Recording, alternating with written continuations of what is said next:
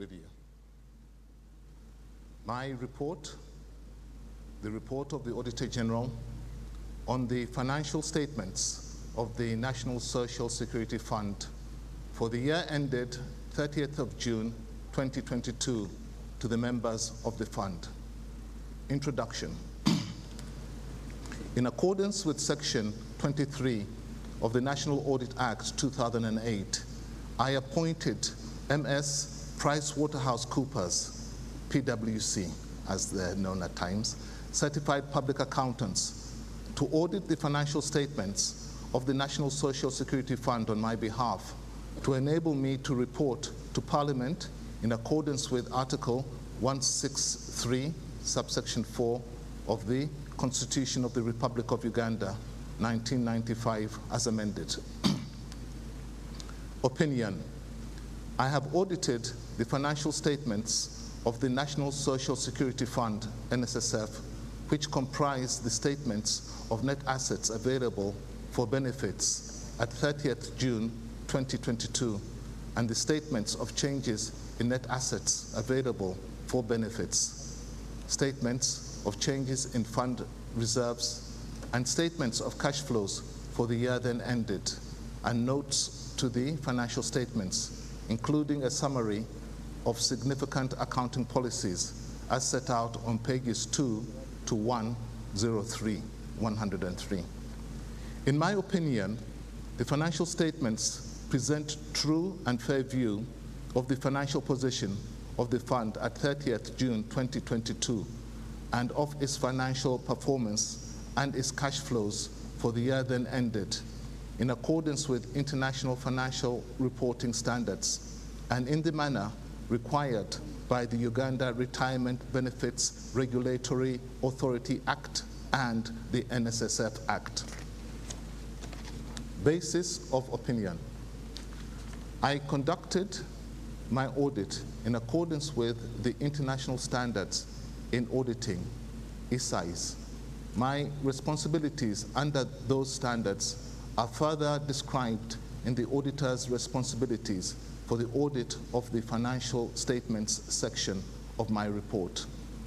I am independent of the fund in accordance with the Constitution of the Republic of Uganda, 1995, as amended, the National Audit Act 2008, the International Ethics Standards Board Accountants, ICBA Code of Ethics for Professional Accountants, Parts A and B, and other independence requirements applicable to performing audits of financial statements in Uganda. I have fulfilled my other ethical responsibilities in accordance with IBISA Code and in accordance with other ethical requirements applicable to performing audits in Uganda. I believe that the audit evidence I have obtained is sufficient and appropriate to provide a basis for my opinion. Other information. The directors are responsible of NSSF are responsible for other information. The other information comprises the information included in the fund information sheet, the director's report, and the statements of directors' responsibilities, but does not include the financial statements and my audit report thereon. My opinion on the financial statements does not cover the other information, and I do not express any form of assurance conclusion thereon. In connection with my audit of the financial statements, my responsibility is to read the other information and in doing so consider whether the other information is materially inconsistent with the financial statements or my knowledge obtained in the audit, or otherwise appears to be materially misstated if based on the work I have performed. I conclude that there is a material misstatement of this other information. I am required to report that fact. I have nothing to report in this regard. Other reporting responsibilities. In accordance with Section 19, subsection 1 of the National Audit Act 2008, I report to you based on my work described on the audit of financial statements that, except for the matters raised in compliance with the legislation section below, and whose effects has been considered in forming my opinion on financial statements, the activities, financial transactions, and information reflected in the financial statements that have come to my notice during the audit and are in all material respects in compliance with the authorities which govern them. Report on the audit of compliance with legislation. In accordance with Section 13 of the National Audit Act 2008, I have responsibility to report material findings on the compliance of the fund's management with specific matters in key legislations. I perform procedures primarily to identify findings, but not to gather evidence to express assurance. There are no material findings to report on. Signed, John F.S. Mwanga, Auditor General, 23rd September 2022. Thank you. A very big thank you to the Auditor General, Mr. John Mwanga, with some very good English and big words, essentially saying the fund is okay. And that's very encouraging as we celebrate once again a decade of transparency and accountability, which is why we will always start with him. We are also celebrating a decade of innovation, and of course, we are in a very special way celebrating a decade of customer service, which has been led in a very special way by a person that I'm going to introduce next. He's been there a little more than 10 years in charge of running the fund, and in those 10 years, we have made some great strides. And as we celebrate this decade now, we are looking forward to an even bigger decade of a leap into the future. I want to encourage you, wherever you are, to follow us online and be a part of the conversation. Our hashtag is hashtag AMM2022. That is hashtag AMM2022. And if you have any questions you want to ask, we'll make sure those are answered, and any comments from any key things that come out from here today. Ladies and gentlemen, it is my pleasure and honor to welcome, to give us a report on the performance and future plans for the National Social Security Fund, our Managing Director, Mr. Richard Byarugaba.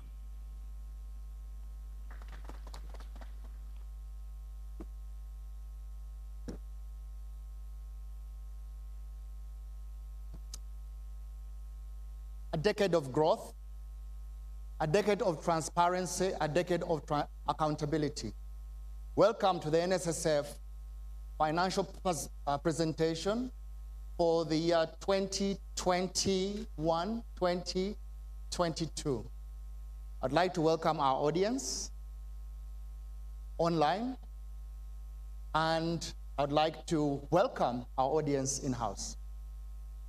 Last year was a tough year.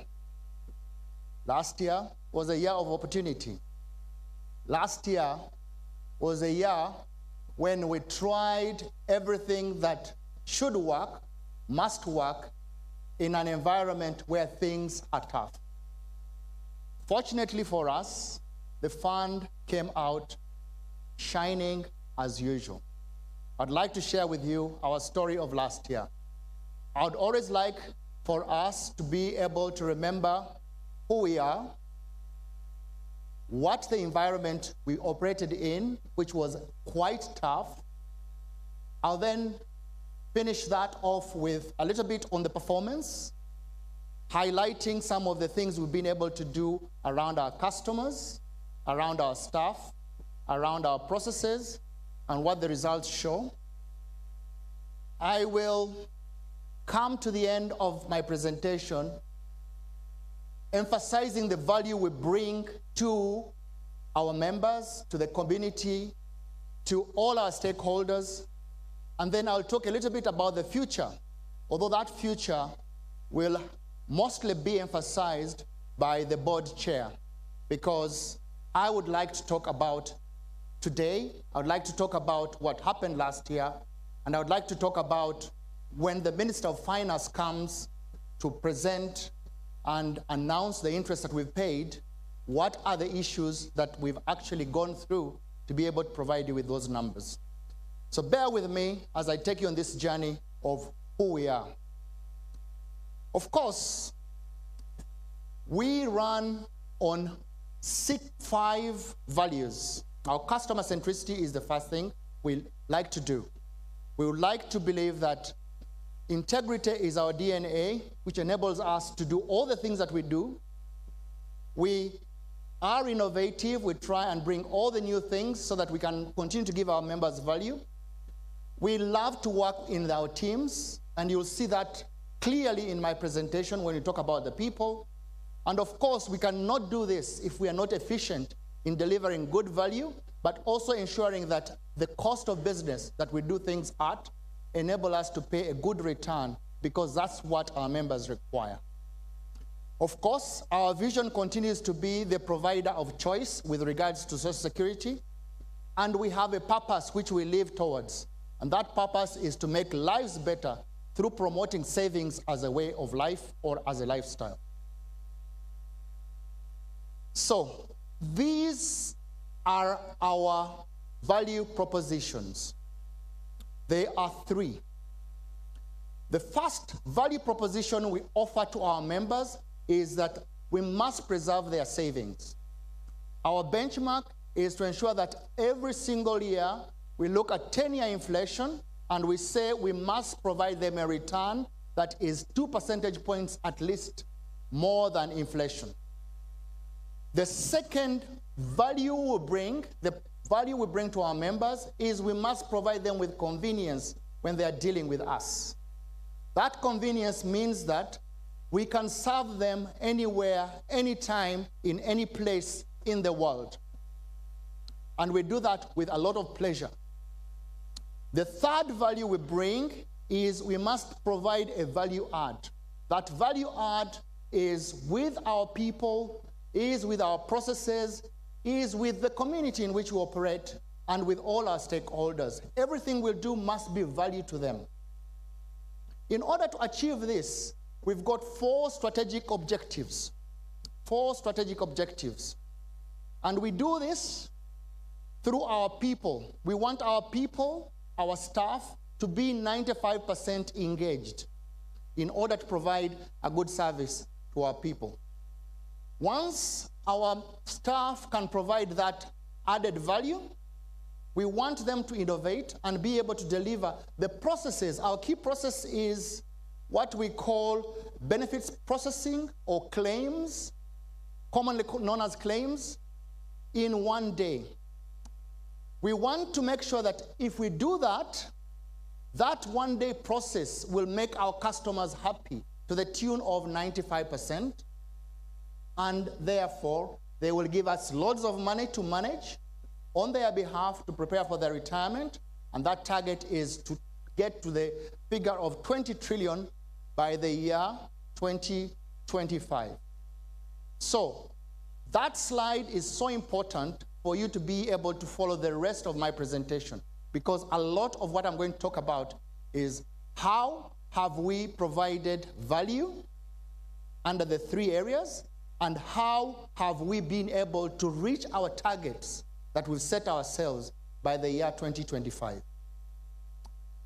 So, before I dive into that, let's look at our business model. It's important that we continue to do the things we were meant to do in the NSSF Act. We receive contributions from our members, 5%. We receive contributions from our employers, 10%. And we put that in a big pot, and we invest it. We currently invest in 3 asset classes: fixed income, equities, and real estate.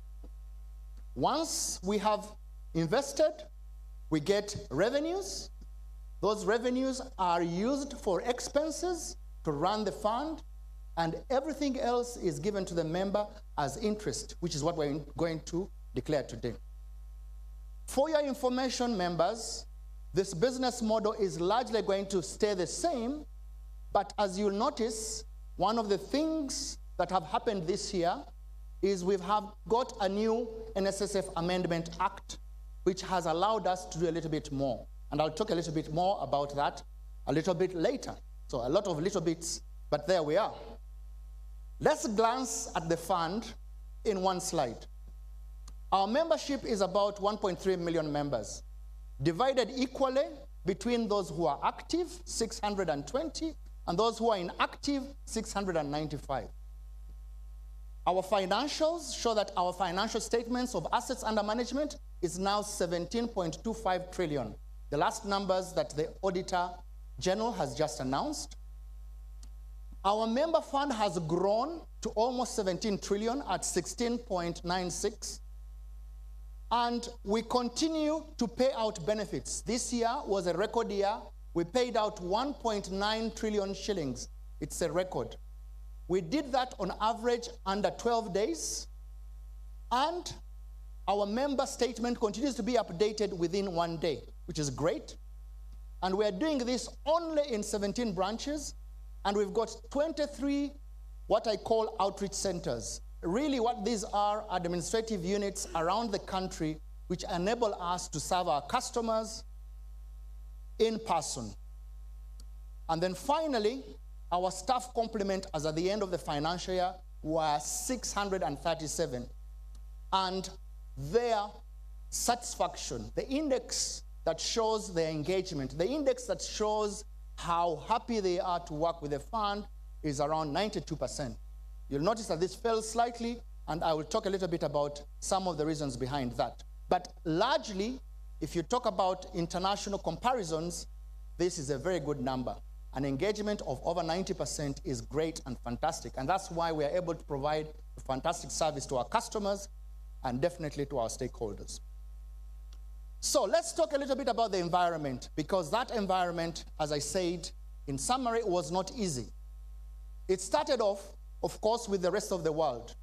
We know that the pandemic was ending. There was excitement that because the pandemic was ending, we would then begin to spend and do the things that we've always done as human beings. But that led to inflation, because we were all consuming more than we required, and that drove worldwide inflation.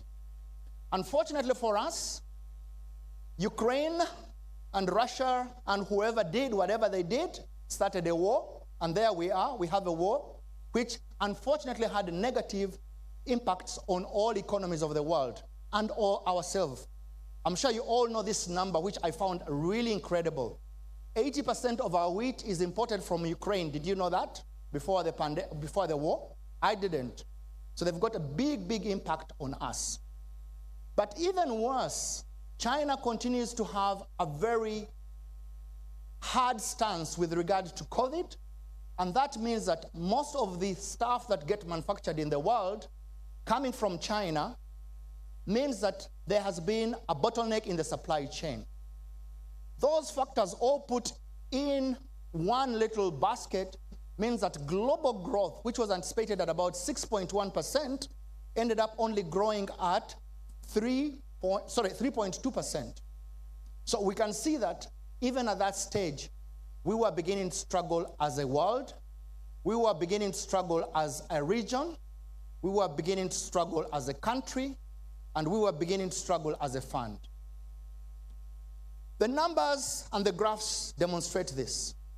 As soon as inflation hit, all the countries in the West, including the US, including the European Union, if you're looking at the UK, all put up their interest rates. What does that mean? The yield curve on the 10-year maturity bond went up. And that means only one thing. It means that people who had been investing in Africa, people who had been investing in Uganda, people who had been investing in Kenya, people who had been investing in Tanzania, decided that now they would take their money from what they call the frontier markets back into the international markets, where their bonds are giving them a higher return at less risk. Because if you're putting your money in equities, it is risky. But if you take your money back to the US or to Europe, where the bonds are issued by the government and you trust the government, it's a less risky asset, but giving a higher return. And that's why we saw the stock markets in East Africa crash. As you can see from the graph, the hardest hit was Kenya, followed by Uganda, and a slight dent on the Tanzanian Stock Exchange. This meant, as you will see, our stock valuations going down. Uganda also did follow up. And you all know that the central bank tried for a long time to bring interest rates down in order to stimulate production, in order to stimulate lending, in order to stimulate the economy to go back into production. Unfortunately, inflation comes in, and guess what? They also respond by putting the CRB up to 8.5% from a low of 6.5% at the beginning of the year. What does that mean? It means that our currency weakens, and as you know, we had a depreciation of our currency of about 6 percentage points. What does this all mean? This is a summary slide that tells you that what happens outside in the global economy affects the regional market, affects us. And as you can see, a higher than expected inflation worldwide, negative spillover of the war, worsening anticipated crackdown in China, ECB rates results in the cost of living going up everywhere, including us, high business cost, high production costs, results in the regional markets crashing, and unfortunately that affects us. So what did we see in the business? We noticed that our growth was slower on contributions. We noticed that our compliance rates became worse, were affected. Our real estate projects became more expensive, and our equity portfolio began to be affected. Nonetheless, as I started, the optimism of NSSF, the resilience we've been able to build in the system, means that we remained optimistic that the recovery will come and get us away. And as you can see, our performance was dented in some areas, but not in all. So having looked at what happened in the environment, how did we perform? Remember the slide I talked about, which guides you? So I'll now start on the people. What did we do with the people to be able to drive our business? The first thing we did on the people is we wanted our peoples to have a staff engagement of 95%. That's our target. We ended up, as I said, at 92%, but that was partly a drop from 94% the previous year. Now, that looks like a go down, but don't forget that one of the big things that we did were we were reorganizing the institution. One of the things that NSSF in Amendment Act did is to ensure that we have more opportunities to serve the informal market, more opportunities to serve the members who currently have a pension with us to be able to top up. Those opportunities need us to reorganize, and we therefore had to change the business. That business model, that restructuring, that retraining, that reskilling was a little bit of a challenge, as all reorganizations are, but at the end of the day, we believe that that will help us, because as you can see, the benefits of reorganizing is that we want to increase our productivity. We want to increase the number of customers we are going to serve. We currently have about 2 million members of customers that we serve. We are looking at 20 million. We need more productivity out of our staff. We need to reskill our staff in things like financial advisory and insurance. That is a skill we will need going to the future. That requires the fund to be agile. That means that we need to train our staff and therefore reorganize. And the last thing we need to do with our staff as a benefit from the reorganization is to improve the processes. We noticed that some of the processes were being duplicated. That's why some of our processes were taking so long, as you'll see. And therefore, some of those duplications have been removed, which means numbers, reducing the hierarchy, and lengthening the scope of performance of our staff. That is what we hope the reorg will do. What do we believe the reorg will do in the long run? We think that as a result of that change in our business, we will need to change and realign our businesses.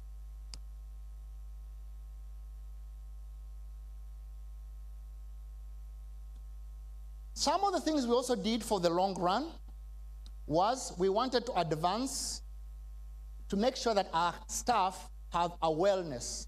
We had a wellness drive, which we did for our members, and we had 85% performance in our staff. The other area that we helped our staff also become capable is in what we call cross-functional project teams. What are these teams? These are teams we created when we had common problems but required different skills.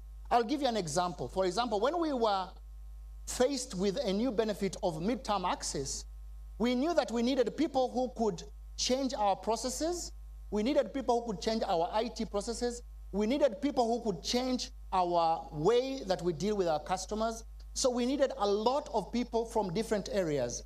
And through this last year, we had over 100 of our staff getting involved in projects which helped us improve. The other thing we've also been doing is improving the learning, making it lean, making sure that our staff undertake online through our process we call Desire to Learn. It's an online platform which enables all our staff to do very well and continue to re-energize themselves and also re-educate themselves so that they can learn and become developed. The other thing that we need is we introduced flexible working. We introduced a framework which we call the 3-2-2, which is 3 days in the office, 3 days out of the office, and 2 days in the weekend. It helped our people bond with their family, but also allow them the flexibility to be able to work, and we gave them the tools to be able to work from home. The last one is reskilling as a result of the fact that digital is such an important skill for us, and 50% of our staff were involved in a digital skilling. That is what we did for our people to make sure that we delivered on our performance this year. Once our people were developed, we then turned to our processes. What could we do in order to achieve a one-day benefit? So as you can see, last year was a unique year. Our numbers went up drastically from 28,000 benefits that we paid out, individuals, to 46,000 individuals that we paid out. As you can see, that affected our turnaround time. So from an average of about 7, 8, 9 days the previous years, our turnaround time went up slightly to about 12 days, 0.3. And what was the problem with that? A lot of that was to do with some of the longer term benefits. You can see that what I've done is that I have given you the average payout time or turnaround time of 12.3 days, but you'll also notice that the survivor's benefit took us an average of 60 days to pay out. That was largely affected by the new laws that came out in the Succession Act, which affected the way we have to process the benefit of survivors. The other things that we also had to do was the systems functionality. As you'll see later, we introduced a new system, and unfortunately some of these payouts actually did get affected in terms of their date. But the story really to be told about last year, the story about turnaround time, the story around turnaround time is around the midterm access. We were able to pay out, on average, midterm access through 9.4 days. That is a very good number, given that it was the shortest, given that it was new, given that much of it, 40% of it was done online, 60% was done in person. So if you put those things together, you'll see that our turnaround time, having been affected by this new benefit, we still made really good progress in making sure that our members did continue to receive and achieve their benefit in record time in spite of the volumes. So, the other thing that we've done to advance the long-term aspiration of the processes is we onboarded Octopus. Octopus is our acronym for a pension administration system. It's a brand new machine. It basically helps us to be agile. It helps us to be cost-effective. It enables us to do straight-through processing for our benefits and all the rest of our processes. We are hopeful that with the introduction of Octopus, we will now be able to pay 1 day of our benefits in the long term as we continue to optimize the system. What are the things that Octopus is going to do? We believe it's going to be a real game changer. Today, we can do expatriate registration using their passport number and TIN registration for employers. Just like that, they don't need to come into our offices. It has improved our compliance. It can automatically calculate the penalties, which used to take us such a long time to do manually. It can help us with our benefits processing. Partial payments used to be a problem. If you didn't want to take away all your money, you would have to struggle for the system to calculate that. Now this is done automatically. We are able to make back office validations with telecom companies.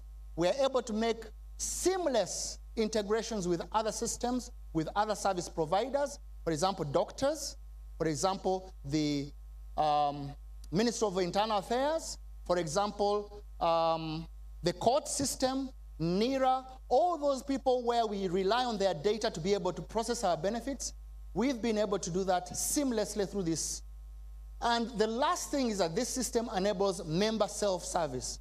One of the things it does, it provides a 360 dashboard so that our members can look at, or we can look at the members' business in one area where all the data are put on dashboards.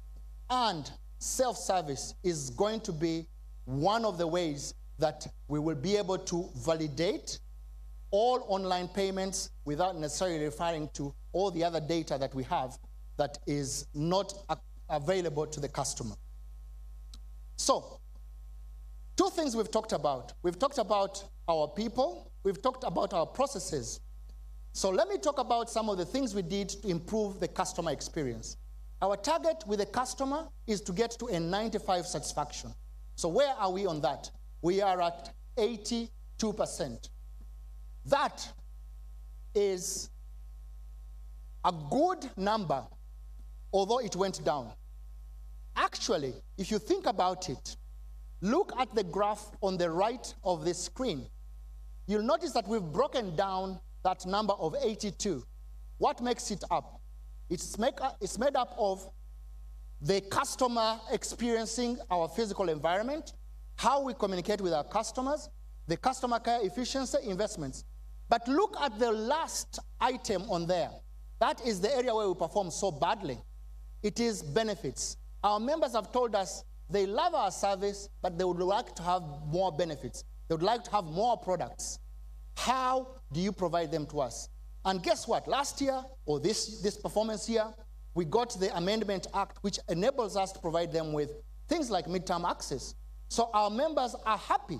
And you can see that they told us from 75% the previous year to 77% this year, which, although the index went down for other reasons, mostly the physical environment and also the communication, you can see that we have made now we've made progress on the benefit side because of the new law that will enable us to give our members a little bit more.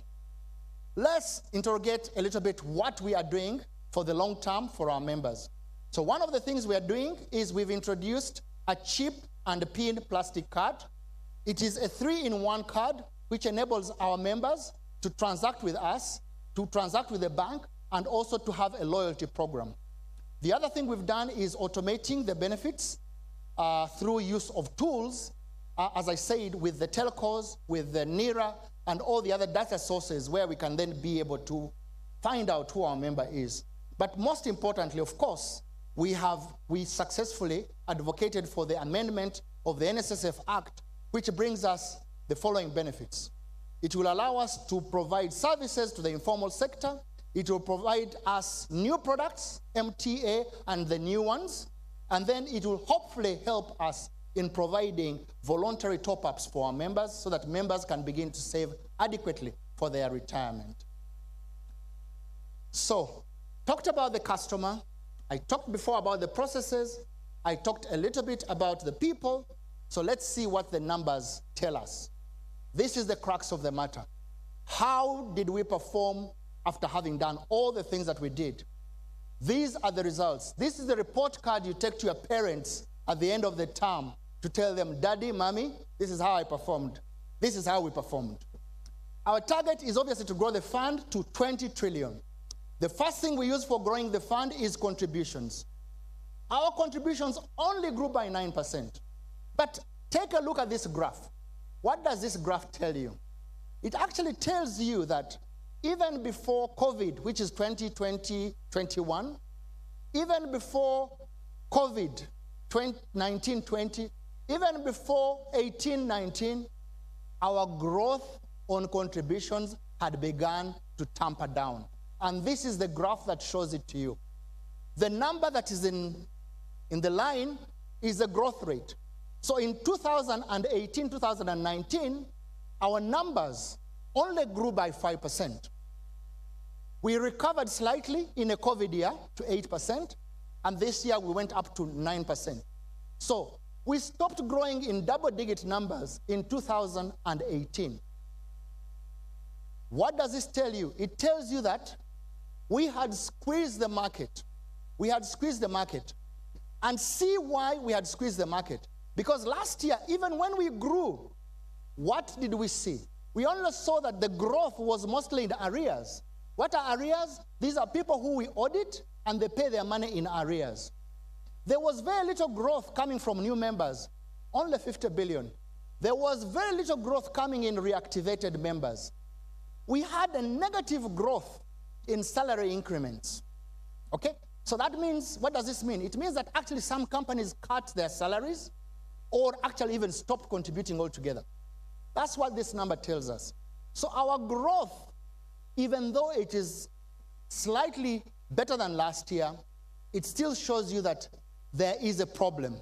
And as I've said before, it shows you the amount of work we've been able to do to squeeze out the new opportunities, but it also means that perhaps the economy is not growing as quickly as we would want to do, especially on the employment side.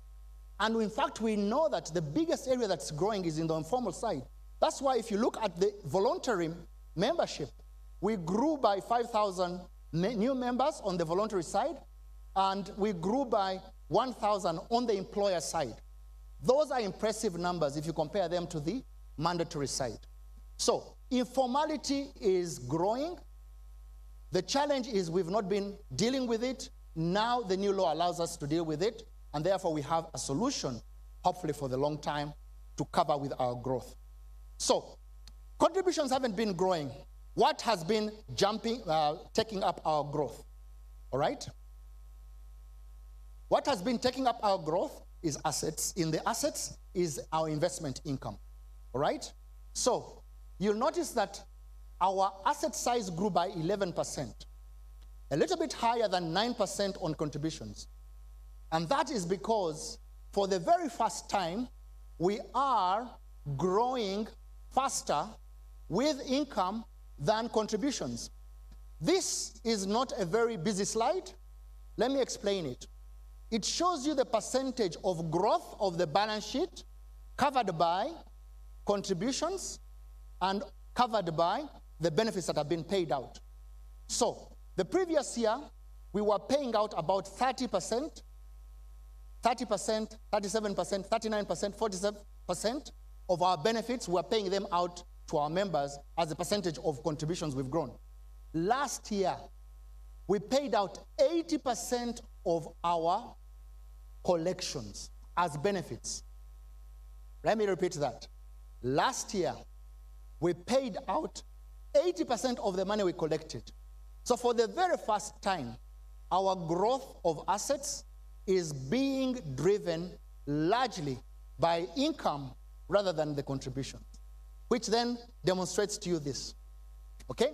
So what we've done is we've shown you this growth of the balance sheet. We've then shown you the year-on-year growth. Again, as you can see, this number has been coming down. So from a double high of 26% in 2017-18 to a low of 14 in 2018-19. But look at what happens today, 2021, 2022. Our balance sheet has grown, but not as high as it used to. And that's largely because of the new introduction of the midterm access, which has eroded some of the liquidity, and you'll see that in the investment side. Okay, so this is a breakdown of our income that we get from our assets, which is the blue line. The yellow or green line, sorry, is the income after tax and interest to members. If you are observant, you'll probably notice what that means. But the red line is our tax expense. As you can see, that has been largely flat, but that's because it is a percentage of only a small part of our investments, which is our fixed income investments on the withholding tax that we have to pay to URA, which is a tax deductible and is also allowable as a final tax. So, this is a slide which we've not shown before because this year is a special year. This is the year when we paid the midterm access, but we had to prepare for the midterm access. So ordinarily, we invest in long-term investments. And we invest very little money in the short-term investments. So as you can see, in 2014-15, we only invested 69 billion shillings on a very huge balance sheet. Last year, we invested about 166 billion in short-term investments. This year, because we had to prepare for midterm access, we didn't know how many people would come to draw their money. We invested 1.7 trillion shillings in short-term investments because we wanted to create liquidity. Unfortunately for us, investing in short-term investments rather than long-term investments meant that we had to give up a little bit of return. And I will explain the little bit of return a little bit later on. And this is what the impact is on our income. So what was the opportunity cost of the trade-off between short-term and long-term? We could have had an income of 1.873 trillion shillings, but our income ended at 1.776, which is what we saw there. Okay? So we ended up at 1.776. As you can see, it's a drop from last year. Had we not invested only in the short term to cover our midterm access, that number would have been 1.873. Just for you to understand the impact of a beautiful product on our investment strategy. I'd like to end to explain this slide, which I've used before, which is our assets under management, which I told you ended at 17.25. The number I would like you to concentrate on is our expenses ratio. Our expenses ratio is meant to be the expenses divided through by the average assets under management in the year. As you can see, that number has been falling down, and it increased slightly last year as a percentage, but that was because of the restructuring costs that we had to put in, and also preparation for the new term of making sure that we are compliant with the new requirements of the new NSSF Act. But largely, you can see that we've kept our costs improving year on year as a percentage of our assets under management. The other thing, of course, we do with our investments is our strategic asset allocation. Our strategic asset allocation is how much money we put in which bucket, because we know that if we put money in one bucket, we might get more money, but in that bucket, it might be riskier. So, what I want to assure our members this year, that our strategic asset allocation remained largely the same. The only thing that changed is that the 78% of fixed income was more liquid. And as I said, that was more tactical in order to prepare for the midterm access. We're coming to the end of the financial statement, but it wouldn't be nice not to talk a little bit about this increase, and I have been building towards it. what does this graph tell you? We have been growing by 1.3, 2 trillion, 1.9, 2.2 last year. This time our growth only reduced to 1.7. And that dip, again, can be around or is around the midterm axis. We had to pay out this amount, which we were not expecting. And unfortunately, we also had the slump in equity valuations, which I talked about earlier on. And those two have impacted the growth of the balance sheet or the assets under management. The good news is that our fund is still sustainable. Our fund is still liquid because our member fund has increased to 16.95, but our assets that we manage are at 17.25, which means that today, if all our members wanted their money to be paid out, the fund would be able to pay them by liquidating our assets. So, what have we done in order to promote our performance on the financial side? The first thing we've done is we've accelerated our real estate projects. We recently launched Solano, which is 98% completed. Our pension tower, our flagship project, is 80% completed, almost to be launched. Last week, we took the journalists out to see the Temangalo low-cost housing or affordable housing project. It is at 25%. We've had so much good reviews on the social media and our members telling us that this is exactly the product they want. And guess what? We've also continued to improve. We've continued to improve our ESG agenda by innovating. We have got this innovation we call High Innovator. I'm going to talk a little bit about it.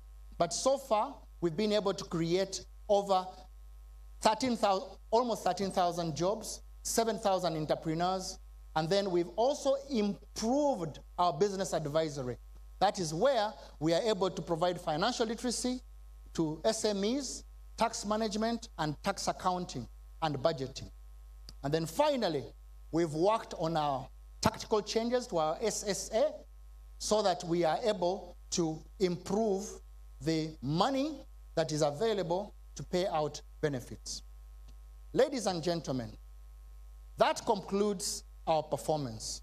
So let me recap at this stage. The first thing we did is that we improved our staff. We made sure that our staff were in a position to improve the processes. We've told you the things we've done around processes. Those processes have brought delight to our customers. They've improved their way of dealing with us. They've improved the way we do that they do things with us. And because they are happy, because the employers are happy, we now know that our financials are reflecting those gains. So let me now drill down to our propositions, where we create value. How did we create value this year? So the first area around creating value is we need to be aware that whatever we do as a fund, there will always be trade-offs, strategic trade-offs. I told you the one around the financing. We had to have short-term assets in order to cover our midterm collections, but that, payments. But that means that that trade-off is made because of the strategy that we need so that our members are okay, and also society. The other thing we also need to be aware of is that when we take on lower returns compared to the previous year, it is because we've had to let me start the other way around. When we ask for a higher risk, we basically expect lower returns. And in our particular year, as I mentioned, if you are looking for liquidity, you have to sacrifice your return. That's a balancing act, which we have to do every single day in terms of our tactics. So, our creating of value, as I said, remember those three boxes or circles are around savings. We promised our members we'll provide them a return that is over and above inflation by at least 2 percentage points. We will always keep that. The second one is we'll provide our members with convenience so that they're able to get serviced anywhere, anytime, at their convenience and at their pleasure. The last thing is we will make sure that we add value in whatever we do. And you'll see some of the things we've been doing to add value to us, to the community, and to everybody who is involved as a stakeholder. So, let's start off with interest. I know this is the slide that the journalists have been waiting for. Unfortunately for them, they will not be able to see what interest we are declaring this year. But we can say without a doubt that the 10-year average inflation as at the end of last year was 3.79%. So journalists in the room, journalists online, everybody, our members, will definitely be able to beat 3.79 plus 2 percentage points. So our target is 5.79. So I can tell you without a shadow of a doubt, that number will definitely be better than that. But what does it say? We will always provide our members, their accumulated savings will always consistently be rewarded above the 10-year inflation rate. Number two, the amount of value that we create through interest. Again, there's one line I'd like you to pay attention to. Interest that we pay to our members is as a result of the amount of expenses, which is the green line at the bottom, and the blue line at the top, which is the interest to be the total income that we create. So if you remove our total income from our interest, from our expenses, you'll get what we are going to pay. As you can see, that number, again, is probably sufficient to be able to beat the target that we are. In other words, our net income after our expenses is all transferred to our members as interest. So there is where we create the value. So the less expenses, the more income, the more the interest we pay to our members. And as you can see, our expenses have kept really, really in a straight and narrow path. We have provided convenience to our members. This graph is very, very, very nice. What does it show? It shows you the number of members who walk into our branches. As you can see, since 2019, from a high of about 38%, that number has been going down. Today, only 6% of our customers walk into our branches. That means 94% of our customers, of our members, get service online. Why is that such a good thing? It improves the experience. It reduces the cost of doing business. It means that we can put more money in creating value for them in channels rather than branches, which cost a lot of money. So again, a very good number, and that's how we give back members and the good member experience. Some of the other things we've done, again, in technology is we've been able to invest in technology for the midterm project, where we are able to use technology to accept member applications. We have been able to use technology to validate member details. We've been able to use technology to confirm member details provided from the identity of the member. We've also been able to compute the amount that is due to the member, all by technology, and pay out to that member using technology. That's the reason why you'll notice that when we paid out the MTA, right, that number is at almost 19% of the members who applied were paid in less than 3 days. 26% were paid between 4 and 5 days. 27% were paid between 6 and 7 days. And it's only 28% that were paid beyond 7 days. That in spite of the fact that the law said we can pay within 45 days. But we were able to pay within a period of 6.8 days. Now, I'm sure some of you are clever. You might have noticed the item that was in the slide that I started off with, which showed a figure of 9.4 days for midterm access. This average is for those who applied online. So those who applied online received a faster service than those who applied in the branches. And that's what technology does for you. Okay, so what are the other benefits we gave to our members? We unveiled this card, I'd already talked about it, which has 3 functionalities: NSF functionality, bank functionality, and loyalty programs. What value did we give to our employers? We introduced an e-clearance system.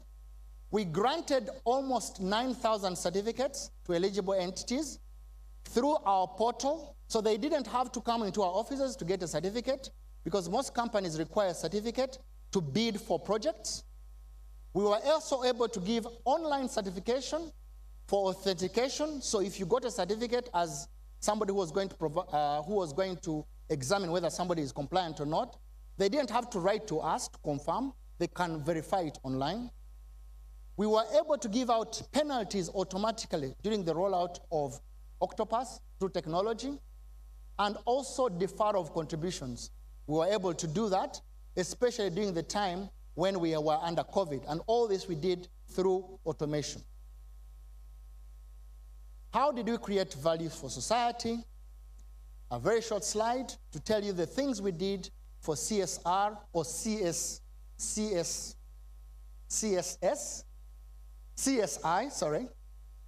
corporate social investment.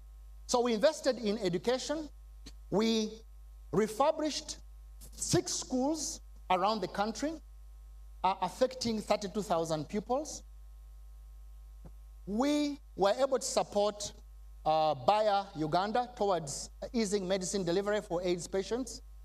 10,000 people were supported in this initiative.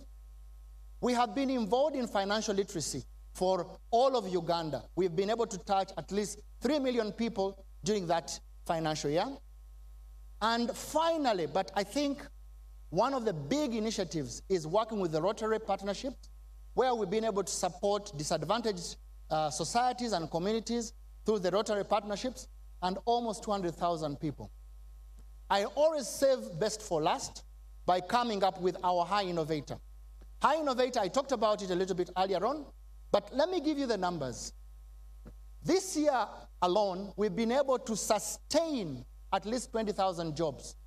We've been able to enroll 6,239 entrepreneurs for learning, and we've been able to fund businesses, catalytic funding, to make sure that they go through their pilot stage, at least 27 businesses, with a payment of $20,000, $30,000 per business. So we believe that this initiative has been able to impact at least 20 individuals directly and a lot more people indirectly. I had to find this graph to share with you. This graph shows you the money that was being contributed by the companies we were funding. In Q1 2021, they were making 4.6 million shillings in contributions in NSSF.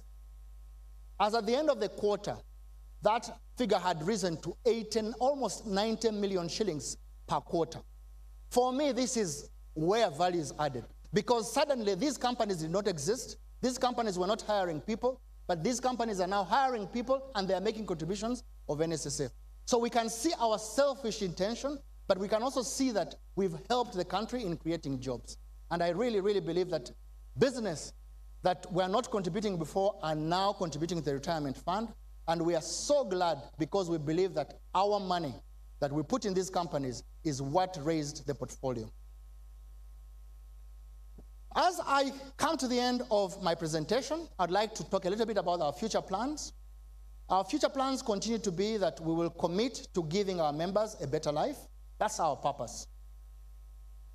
Under coverage, we believe that one of the things we need to do is to have a mass registration of membership. We've told you about the informal market. How are we going to achieve that? We believe technology will be one of the things we use. We will continue to do a lot of financial literacy and financial education and advisory. And we will develop those channels to make sure that our members are able to mass register. With regard to compliance, we have introduced an enforcement unit. It never used to exist at the fund. We are wrapping up our partnerships with URA, URBS, and NERA to improve on our compliance. But more importantly, we are also working with a lot of partnerships like the unions, like the Ministry of Gender, Labor and Social Development, and some of the employer organizations to be able to sensitize, mass sensitize our members so that they can begin to contribute, including working with the diaspora community, especially the growing diaspora community in places like Dubai and Saudi Arabia, where labor is now going, and yet these individuals are not saving for NSSF. We think that by getting into these partnerships of sensitization with those bodies, we will be able to guarantee adequate member retirements going into the future. Lastly is on our customer and stakeholders. Product, product, product. I believe that product will be such an important part for us. Product innovation, partnering with circles, partnering with insurance, partnering with saving groups, and driving the high innovator agenda is part of our priorities going forward. Some of the things we've done, and we believe we are getting good results, we will continue to do. I would like to end on a little project that we've been working with. It's a project, a retirement for artisans. We call it the Black Swan Project. The problem is that a lot of the artisans have income that's earned, but it's not predictable. We also know that they struggle to save. They normally want to eat their money, as they say, and not invest. The challenge is that there is lack of motivation to sustain this good investment habit. And we also know that they don't have financial literacy to be able to make those decisions. So our project is around organizing them into groups, making sure that when they are spending money, they are passively saving. When we've deducted their savings and they are passively saving, we then invest their savings, and then we can then allow them, under certain conditions, to liquidate their savings as and when they are needed. We believe this would be a very good link to the artisan world so that we can create more employment, but also allow them to have a way of being able to save for their rainy day, as we saw during COVID. The Black Swan Project is a project which we are so excited about, and the results are really becoming very good. In conclusion, the environment has been volatile. I talked about that. The fund has remained resilient. The future looks bright. We believe that we'll have more coverage, we'll have more products, we'll have adequate savings for our members if they are prepared to come on this journey with us. I would like to end by introducing my colleagues on the slide. You can take some time, look at that. That's the team I work with. And thank you so much for listening.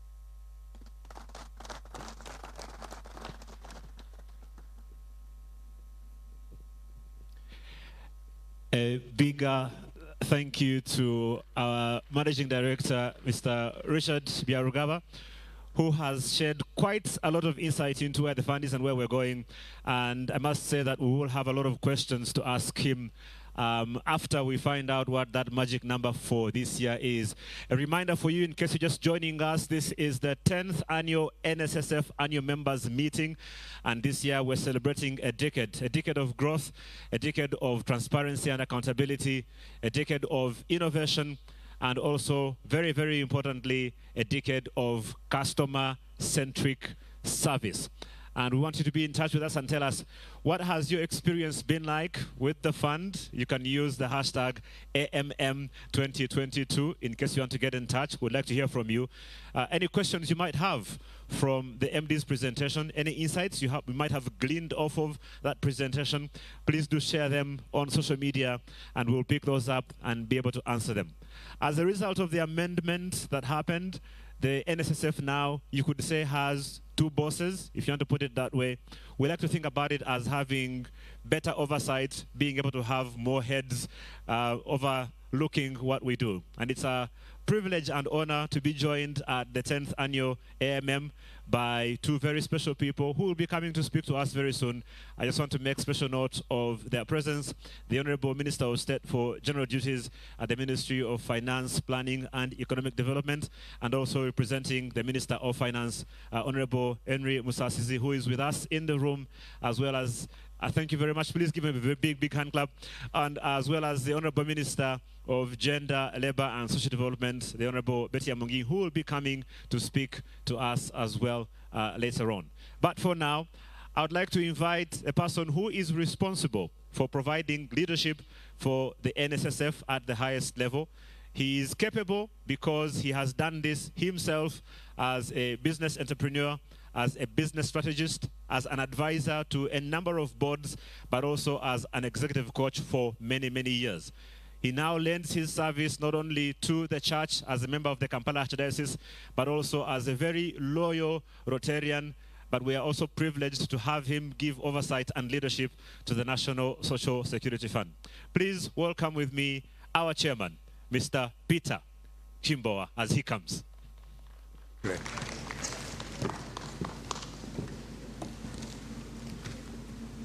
Good morning, everyone.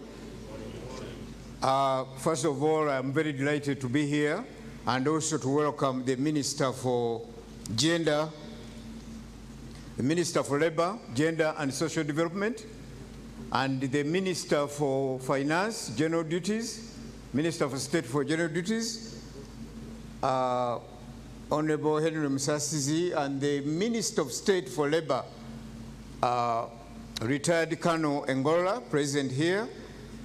The Auditor General, John Muwanga, very nice to have you here. And our regulator, Mr. Martin Nsubuga.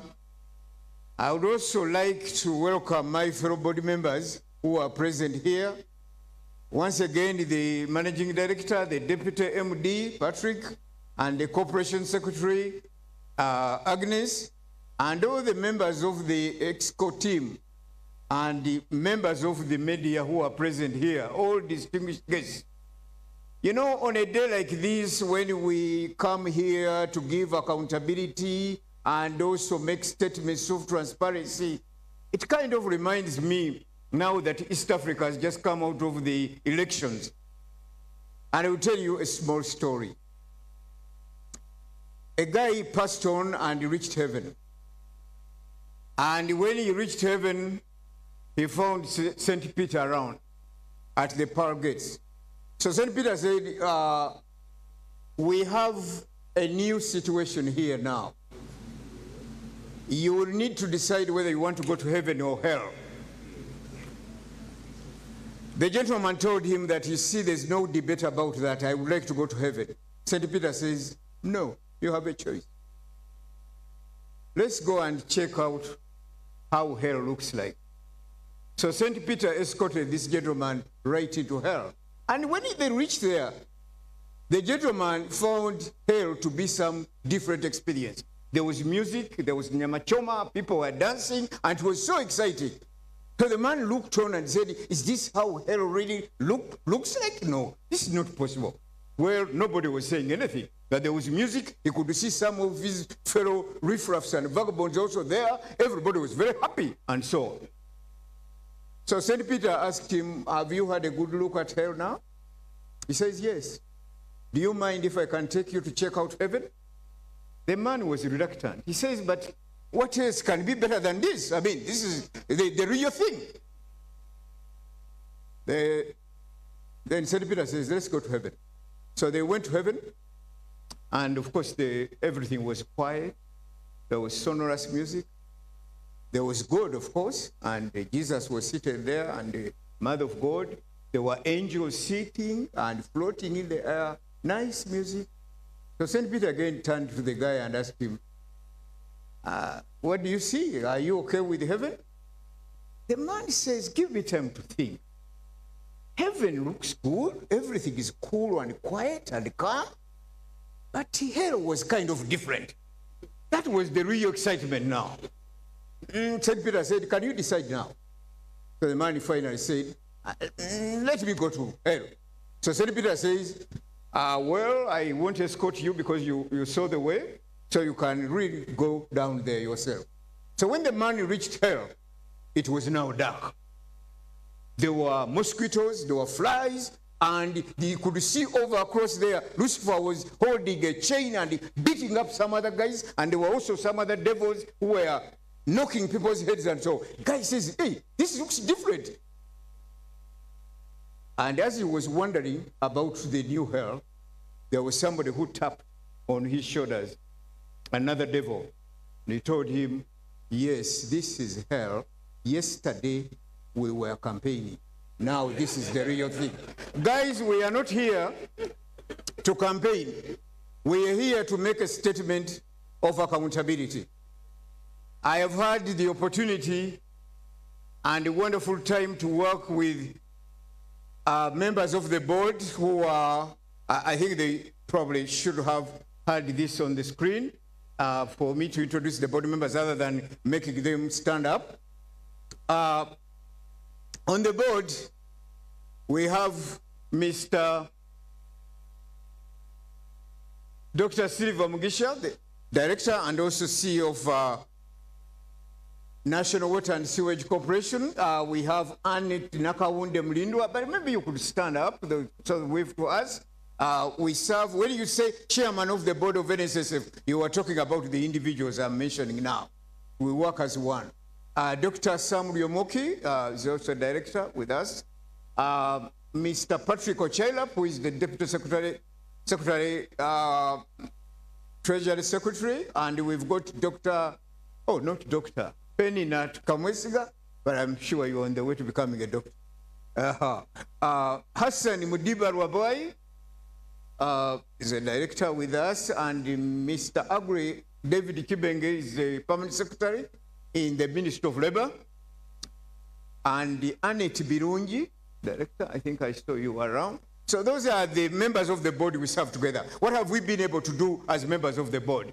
And our celebration today, we are here to celebrate phenomenal growth and resilience amidst a number of chaotic factors that have affected the world and also have affected the region. We have had shifting growth trajectories. We have had also, and continue to have, accelerating disruption and also, of course, societal tensions.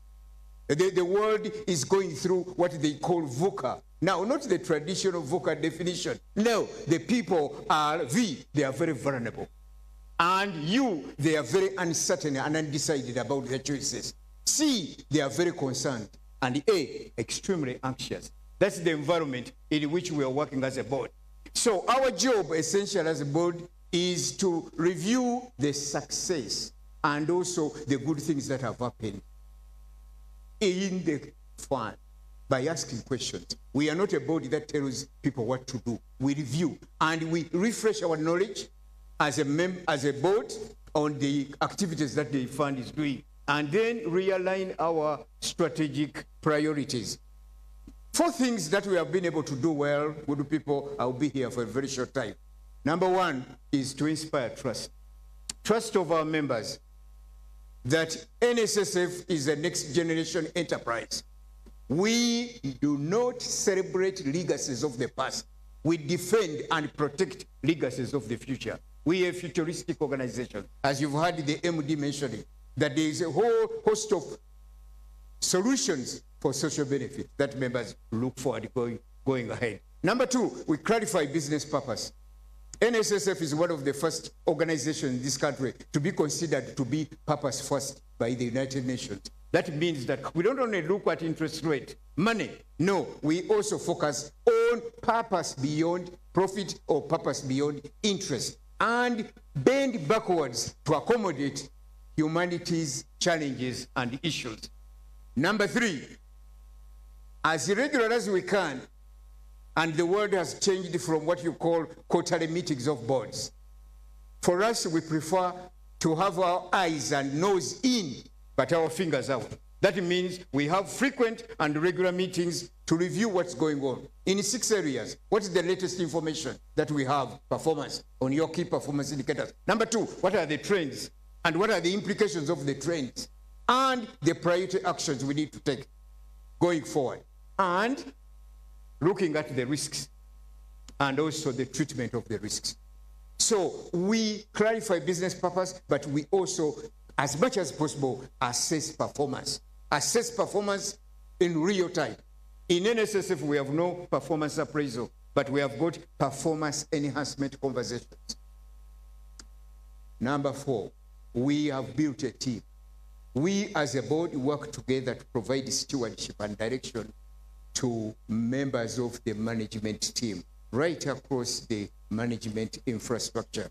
So we've maintained the board dynamics and the information infrastructure at the board level, and also managing and following up the substantive issues. I want to talk about the performance really of the fund along the 4 major dimensions, especially in terms of money. Assets under management have gone up from 15.5 to 17.3, and we have seen that members' contribution has gone up also by 9%. We are now collecting a little more than we were collecting before, and we are seeing also the membership growth that is occurring. But we're also seeing an organization that is transforming along the areas of, especially where our accountability and focus is in terms of revenue and in terms of interest. I know the minister is going to be announcing very shortly what the interest rate is, but we have made progress in that area. The recovery of Uganda and the recovery of the global economy is going to be slow, it's going to be difficult, and it's going to be costly. We are very much aware of that and preparing for that too. What is the roadmap going forward? I've mentioned that NSSF is a next generation enterprise. We are not here to campaign. We are here to provide a reality check. Success in NSSF is not necessarily our goal. Sustainability and transformation is our goal. The characteristics of board members at NSSF, number 1 is transformation leadership, is what you call courageous vulnerability. It's cultural sensitivity around diversity, inclusion, and equity. The board is very much systems aware and aware of the impact of technology. The road ahead is going to be marked by, number 1, transforming the NSSF into a technology company. Making sure that we leverage data. In all our processes, we embed data and analytics in order to grow the legacy projects, but also build new ones.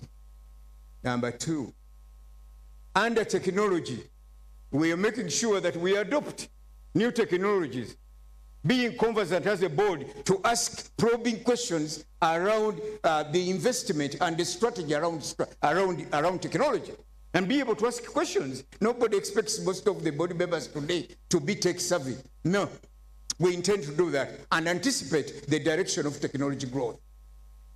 We gotta be leveraging technology to ensure that we meet the needs and interests and the preferences of our members. Number 2 is to consider talent as scarce capital. Consider talent as key. In NSSF, as you have heard from the MD, reskilling, multi-skilling, and also micro-skilling and upskilling is an everyday activity to have the very best that you can have in the next generation enterprise. The third one is innovation. And we are innovating around making ourselves useful to Uganda's society. NSSF is going to play a bigger role in Uganda's socio-economic recovery. NSSF has to play a role in the parish development model. We have to reach down to provide solutions and support. As I mentioned to you that we are leveraging data, the critical raw material for our decision making. So we participate in investment in infrastructure, participate in non-traditional asset classes, participate in ensuring that this country of very proud people, Ugandans are very proud, but there are a few contradictions around them, and NSSF would want to kind of unbundle these contradictions. In Uganda, we think we are so learned, but one time when you meet people who have retired and accessed all their NSSF benefits, and they're somewhere in the village, and someone falls sick, and the bill is $8,000, and the guy, they can't raise the $8,000 to take the patient out, and there are so many assets around, you know, a lot of assets, idle assets and cash poor. That kind of situation, our innovation teams have to address. Why are we like that?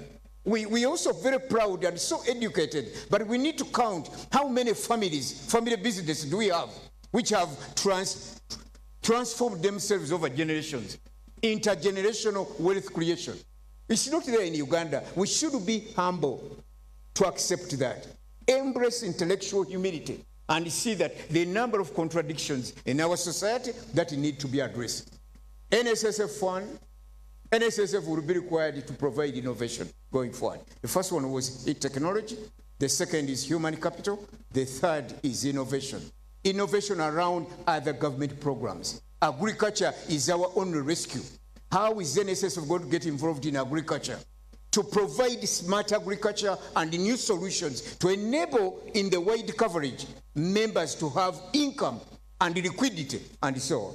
It's a terrible thing to have 3 degrees with very scattered assets around and you can't raise funds. So NSSF is supposed to provide and roll out a slew of social security benefits. C and 4 is collaboration, but more importantly, convergence of benefits and consolidation and customization of solutions that NSSF can provide. And lastly is what I've already talked about. The future of NSSF is data, knowledge gleaned from data, and building capabilities that will provide real-time, accurate, and precise data around what we are doing by embracing systems thinking as we find the solutions. Ladies and gentlemen, before I invite the Minister for Finance to come forward and announce what everyone is waiting for, I would like to assure everyone that for us as a board, we can only guarantee one thing, that we shall keep NSSF cohesive, focused, and dynamic for the future. Success is not an entitlement. Success is not a birthright. I thank you very much. I would like now at this point to invite the Minister for Finance, General Duties, to come forward and face the nation. Sir?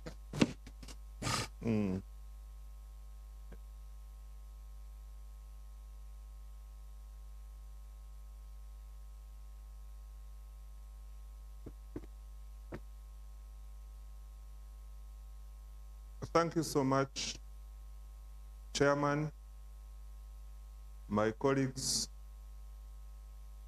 from the Ministry of Gender, Labour and Social Development, Honorable Beta Mongi, and the Minister of State, Honorable Engora, the Auditor General, and your team,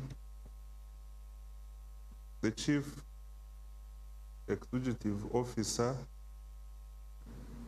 Ubula, and your team,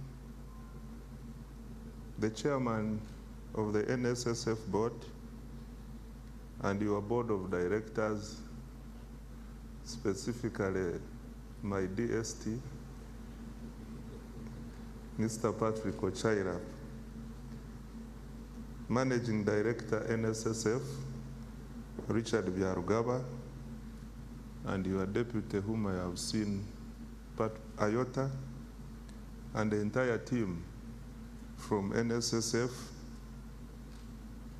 members of the fund who are in this audience, and those catching us online, the media fraternity, staff from the Ministry of Finance, Moses Bekabia, and others who have joined us. Ladies and gentlemen, good morning to you all. It's my pleasure to join you for the 10th annual members meeting to mark a decade of transparency and accountability. I was glad to hear that the fund has once again got an unqualified opinion from the Auditor General for the 11th year running. This is good news. Those of us in the public sector understand that is not a mean achievement. That is the true spirit and a letter of accountability. Thank you so much, NSSF management and the board, for sustaining this performance. Good governance is important for institutions in Uganda and also in the private sector to grow, and for public confidence, especially financial institutions like NSSF. In this regard, therefore, I want to commend the role that the regulator, Uganda Retirement Benefits Authority, has played since its establishment under the Act of 2011. I expected Mr. Owere to clap for this. This deliberate reform effort was undertaken by government to improve supervision of the entire retirement benefits sector, and I'm glad that the reform has been successful. Like the NSSF, governance of other schemes in the sector has also improved, leading to the growth in their assets. The total assets in the sector are now Uganda shillings 20 trillion. This is about 12.2% of GDP from 5% a decade ago. I now want to directly address the members of the fund. Number one, on resilience of the fund. We have seen turmoil in the business world on the global and domestic stages, and yet the fund has registered an 11% growth in assets from Uganda shillings 15.6 trillion to Uganda shillings 17.3 trillion. We have also seen a year-on-year growth in contributions from Uganda shillings 1.36 trillion to Uganda shillings 1.48 trillion, a growth of 9%.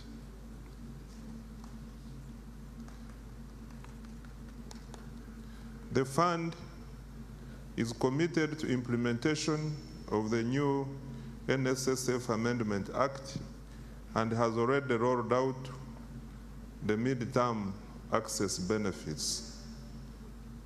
In this regard, the fund has paid out mid-term access benefits for the first year running, amounting to over 443 billion to over 21,700 qualifying members in the just concluded financial year. This is, in the delivery of the same, the fund had to ensure liquidity by investing in short-term assets with lower yields, and this has negatively impacted on the return to the members. The fund continues to ensure that your money is protected against inflation. The principle of protection of members' savings against inflation is at the heart of fiduciary responsibility. I'm happy to note that despite the challenges in the operating environment, the fund has consistently surpassed its target on a return that is above the 10-year average rate of inflation. The performance as presented by the MD and the chairperson of the board is commendable. This brings me to my statutory duty. I'm about to announce the good news, and I invite the Honorable Minister for Gender, Labour and Social Development. The Minister of State can also join us. Honorable Okero, the MD is already here, and the chairperson of the board. We can have a representative of the workers. I can. Owere will not. Owere Will not sleep today if he doesn't. would like to join us, and also the DST. You are in the board, but at the same time. So I'm a woman alone. Can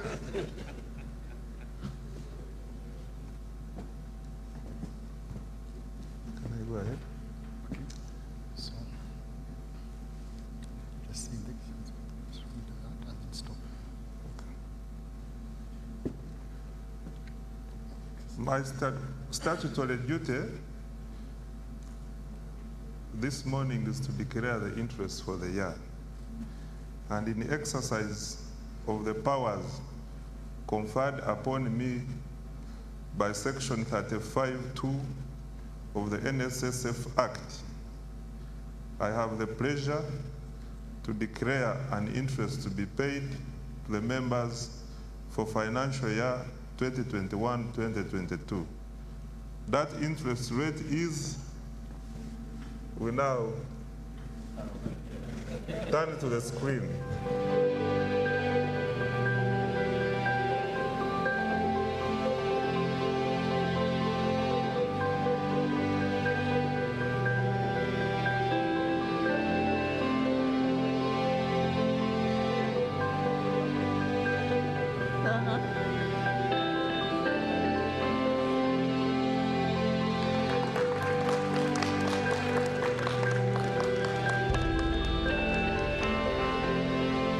That is,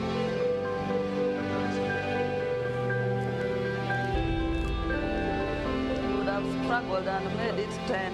Oh, well. you have all seen it. That interest rate is 9.65%.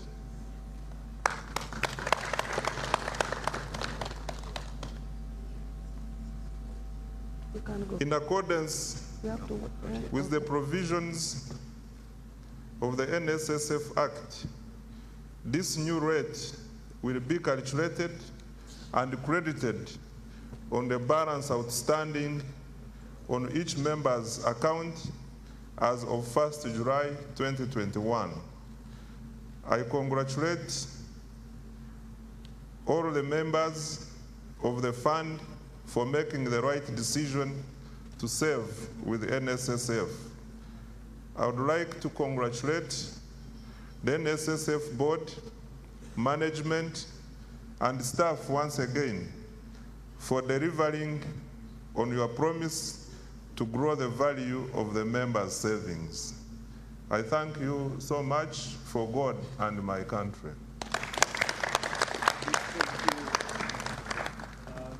A big thank you to the Honorable Minister. Can I ask, in the interest of sure things, that we please stand 3 people on this side, 3 people on this side, so we can take a picture with the Honorable Ministers and the interest rate that has been declared. Once again, ladies and gentlemen, 9.65%. So we'll just try and do some quick pictures. If you're following us online, of course, you can now tweet #AMM2022. This is our interest rate for the new financial year. I'm hoping that we can put some space in the middle so we can be able to see the number. So Richard, if you can just move a little bit with the Honorable Minister to the side so that our photographers can be able to capture our interest rate for the financial year 2021-2022. Thank you very much. I think that should be okay. We can go. We want to make special recognition, of course, of some very special people with us. The chairman of NOTU, Asha Wilson Owere. Thank you for being with us here as well.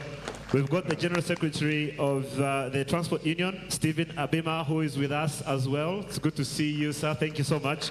The General Secretary of the Horticulture, Nasa Jennifer. Good to see you. Thank you so much for being with us. We've got Paul Katabarwa, who is the chairman of the Build Union, with us here as well as Nathan Tumuhimbise, chairman for the Horticulture Union. I saw Honorable Rakajara here with us as well, if you can understand. Honorable Aditi Rakajara, Workers MP, and of course we've got the Honorable Minister of State for Labour, Employment and Industrial Relations, retired Colonel Charles Engola. Thank you so much for being with us. Okay, we've taken enough pictures. I will ask everyone to go except the only lady on the platform. I give you the... you were saying that you're the only lady, so we are thinking it's only important that we hear from the Honorable Minister, as has been mentioned. As a result of the Amendment Act, we now have 2 ministries that oversee the NSSF. I should also have pointed out that we have the ED of UBRA with us, Mr. Nsubuga. It's good to see you. Thank you so much for being with us at the annual members meeting. And Mr. Moses Bekabye, who is technical advisor, of course, as well. Thank you so much for being with us. As you celebrate this interest rate, we will try and dig into what the numbers look like and why that's important in just a little bit, as we get some insight not only from the MD at NSSF, but some other people as well. But in the meantime, I'll hand you over to the Honorable Minister of Gender, Labour and Social Development, Honorable Betty Amungi. You're welcome. Thank you very much. My colleague, the Minister of Finance, Planning and Economic Development, my colleague, the Minister of State for Labour, Employment and Industrial Relations, the Chair and the Board of NSSF, the MD and the management of NSSF, workers, UBRA, and all of you in your various capacities. I want to, first of all, despite the fact that probably members did not expect the interest declared, considering the circumstances under which we are, the global and local economic turbulence that exists, the political turbulence globally, I think we should applaud NSSF for returning the 9.6.5. I want to thank NSSF for the work so far. This is my first time to be here as the Minister for Gender, Labour and Social Development, as a fraternity of the Ministry of Gender, Labour and Social Development that has been charged from January with the supervisory role of the fund. I want to state that so far we have got a formidable team, a team of Ugandans that work tirelessly, continue to work tirelessly to make the fund one of the best in the region. And I think for those who had the new president of Tanzania, Uhuru, he has been, the hustler. It's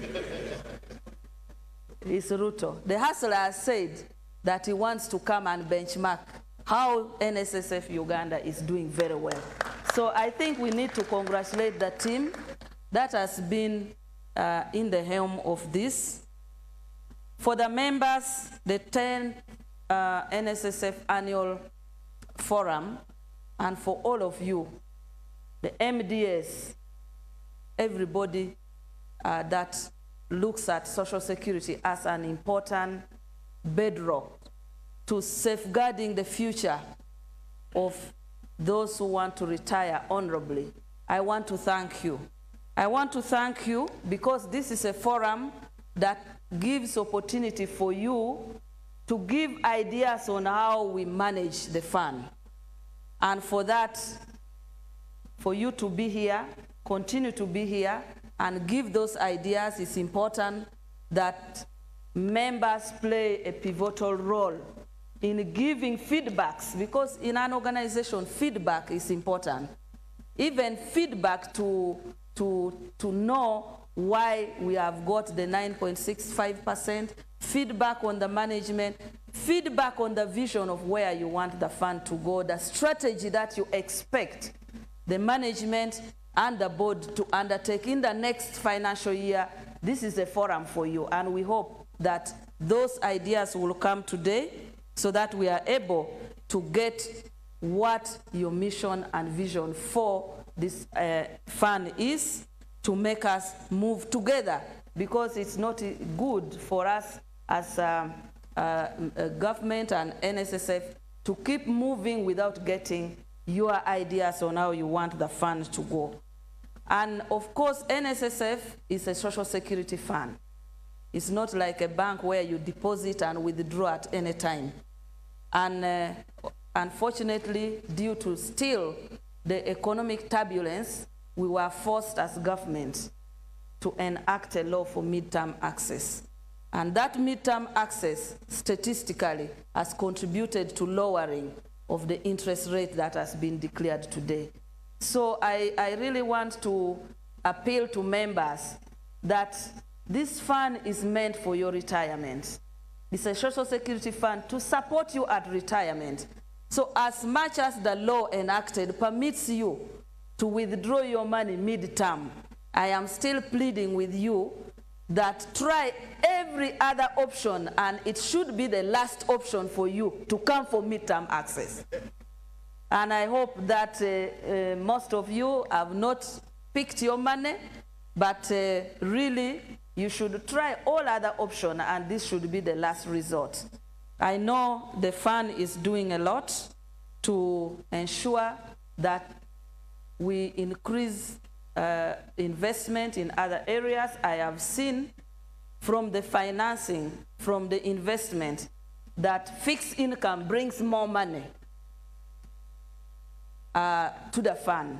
So there might be need to look at more how to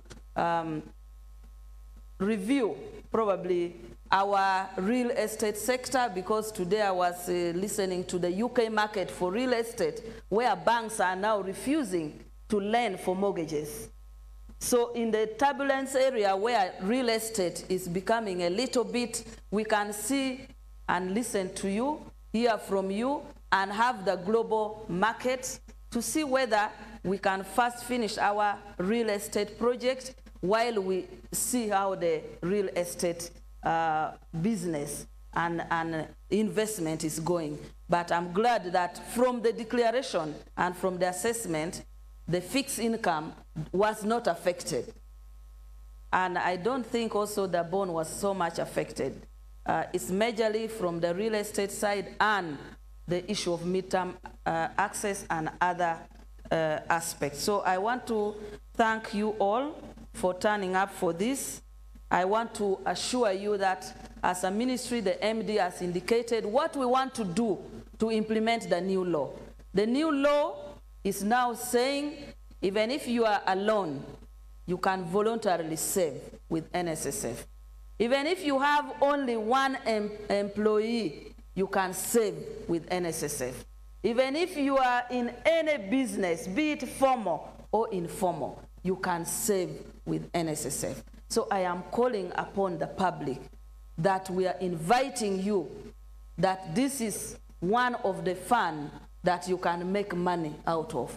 Please, since the new law now permits voluntary saving, I am requesting and appealing to all of you out there, please come and invest in NSSF so that your money is secured, your money can have all the interests that can be safe, and we build this country together. I want to thank you so much, and congratulations. A big thank you to the Honorable Minister. As we celebrate our interest rates, of 9.65%. Of course, we want to encourage you to get in touch with us and share your thoughts. If you have any questions, we'll be putting those questions to a panel in just a few minutes. We'll be setting that up starting now, and then we'll give you an opportunity to ask any questions. We also have a feedback form. If you go to the NSSF website and go to the AMM page, you'll be able to find a feedback form where you can be able to give us some insights into what you think or any questions that you might have, so we can be able to take note of those. As we get ready to answer many of your questions using the hashtag AMM2022, that is hashtag AMM2022, I'm going to give an opportunity to the Secretary General of NOTU, our Secretary General, Mr. Asha Wilson Owere, to come and help us deliver a vote of thanks to our honorable ministers and NSSF, who of course have delivered some good news for us today. Mr. Owere, you're welcome.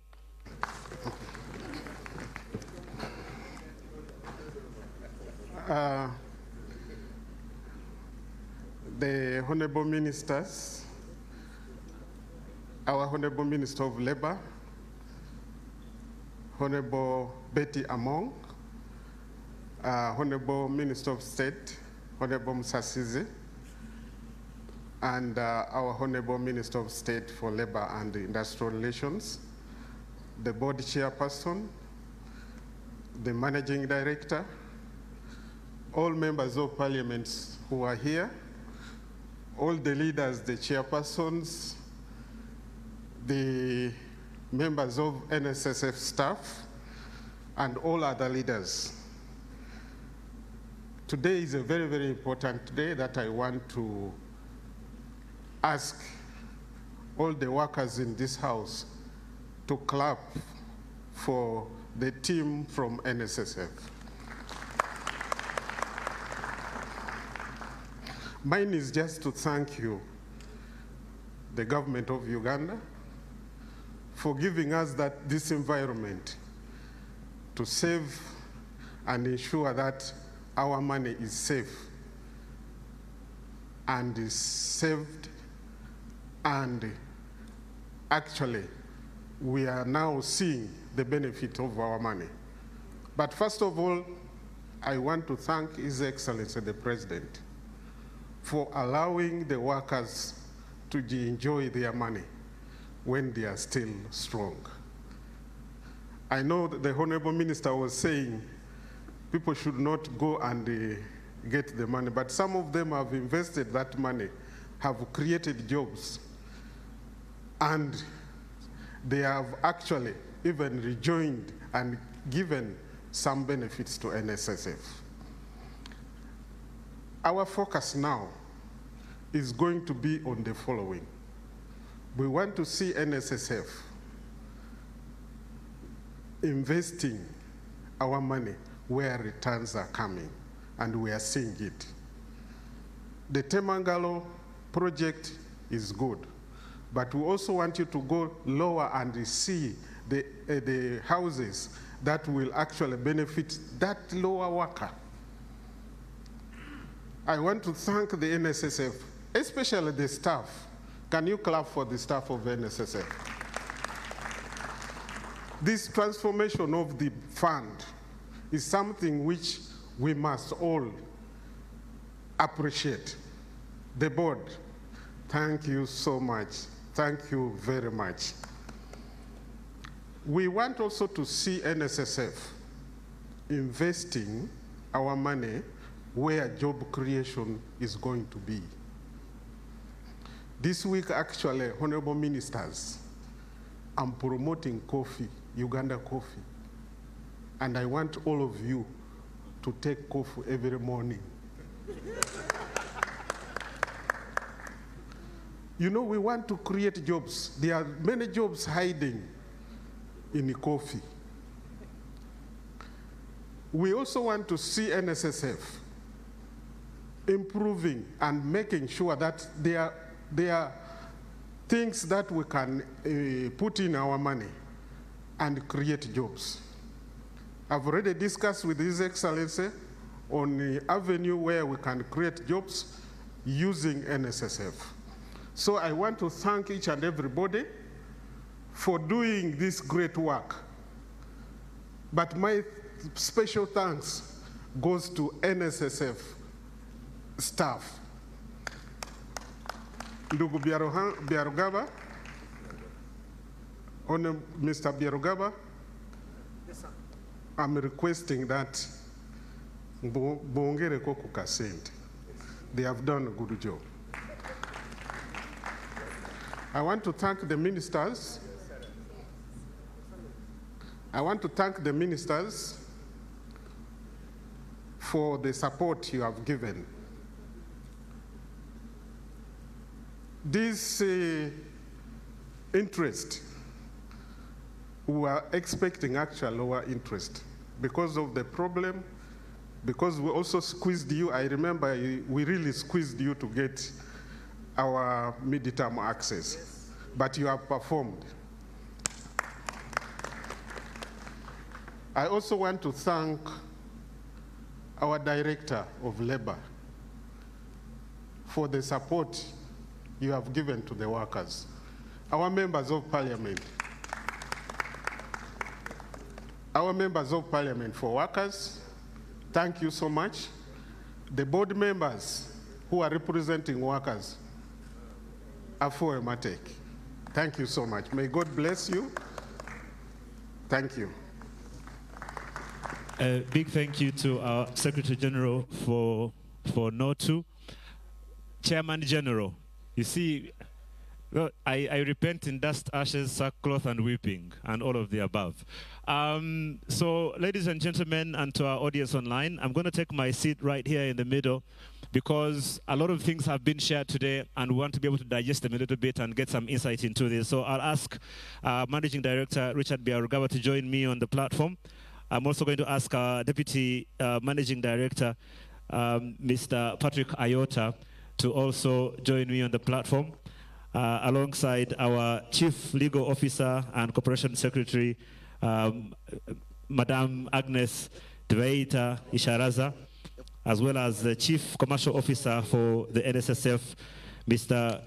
Geoffrey Waswa Sajabi, the man that I keep saying should be on radio, and you'll hear his voice and prove me right. He has one of the best voices I've ever had come out of a male human being. If you have any questions, we'll ask you to share them using the hashtag AMM2022. That is hashtag AMM2022. So any questions that you might have about what has been shared today, you'll be able to get answers to those as we get started. So good morning to my panel. Good to see you all, looking very good. The Chairman General has asked that they increase your salaries. I agree with him. And that salary increment should be exponential. And so we'll therefore start by putting that to Richard, I guess, to announce how big that salary increment is, but also in terms of where we are on a serious note, Richard, some great insights that you've already been able to share, and I know that you might want to give some perspective for us as we start, so I'll just give you a few moments to do that. Okay. The journalists in the room, this is for you. The people who are online, this is for you. Everybody has talked about how bad the economy was. Everybody has talked about how midterm affected the fund. So I'm going to present to you how actually the fund was affected. So those online, I hope you are seeing the slides that I'm sharing. Those in the room, just look at the board. So you've already seen this slide. This slide is of the amount of money ordinarily we as a fund have been investing at the short end of the curve. In other words, in short-term investments. As I mentioned during my main presentation, that we had to increase the amount of investments in short-term investments by almost 85% increment, from 166 billion in the previous year to 1.7 trillion shillings. So that you already know. How much money did that cost, this strategy cost us? This is how much money it cost us. So we invested, as you can see, 1.5 trillion in fixed deposit and treasury bills. We would have earned 105 billion shillings if we had been investing in the long-term assets. But unfortunately, we had to invest in the short term to prepare for that. So what we earned was only 12.3. So the opportunity cost, or the money lost by not investing in the long term, is 92 billion shillings. You've all heard that during the year, between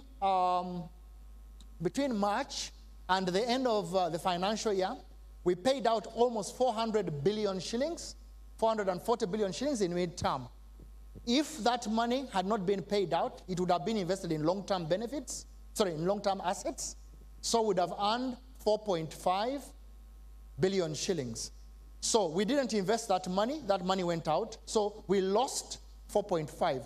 If you add those two numbers together, the money we actually lost as an opportunity, those who do economics know that we lost, or we were not able to earn, at least 97 billion shillings. So let's put that on the bigger scale. So our member fund, as at the end of this financial year, is at the beginning of the financial year is 14.177. That's where we pay the interest. We made revenue of 1.776 billion shillings, trillion shillings, 1.7 trillion shillings, which would have been, which is a gross return of 12.5%. We had to pay tax to URA of 180, so that means 1.27% was paid to the URA. We had to spend money on looking after the fund in terms of administrative costs. We spent about 203 billion shillings. That is equivalent to 1.4%. So that is knocked off the 12.5. We had to make small provisions for the prior year of 0.6, negligible. Most importantly, we had to put some money in surplus. It is our tradition not to leave the surplus empty. So we had to put there a small amount of about 15 billion shillings. So that notwithstanding, you can see how much interest we declared. So we declared 9.65%. Now, there's something I noticed that is not there. If we had that money from NSSF, from midterm access, I don't know why I'm confusing that. If we had money from midterm access and we had not invested it, and we had invested it, in long-term benefits, would have earned an extra 0.69%. Please report that. We would have earned an extra 0.96%. If the market had not crashed, I know the word crashed is a bit of an exaggeration. If the market had not lost its value in Kenya, and we had not lost any money on the stock exchange in fair value valuations, that would have been another 1.5%. So if you put those two, 0.69% and 1.75%, today we would have declared 12.09%. And that would have been comparable to what we declared last year. So for the analysts, midterm cost us almost 0.69%. The market cost us 1.75%. And therefore, we ended up declaring 9.65%. Numbers for you, those who want to do analysis. Thank you so much. Take your questions now. Thank you very much, Richard. What I'm basically hearing you say is that essentially we earned 12.06%, but the devil stole our money. I think they can report that, right? Yes. If you look at all the things that have happened, basically, not a bad performance at the end of the year.